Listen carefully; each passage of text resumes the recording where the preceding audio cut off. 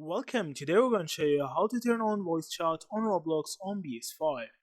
So, first, I'll see from here, you need to have Roblox installed on your PS5. After that, you need to open it. And from here, this menu will appear. This is the home menu. You need to actually go to the three dots on the top right and click on it. And now you need to go to the settings. Now from here you need to enable the cross-platform play as see from here. Make sure that it's enabled. After that, make sure that you have the mic turned on your device. After that, you need to wait until the next update for PS5 comes for Roblox, because the voice chat will come to PS5 and consoles in the next updates. As see from here, one of the Roblox staff is saying that we're excited to announce that starting today we are rolling out voice chat on PlayStation and will bring it to Xbox consoles in the coming months. I'll see from here.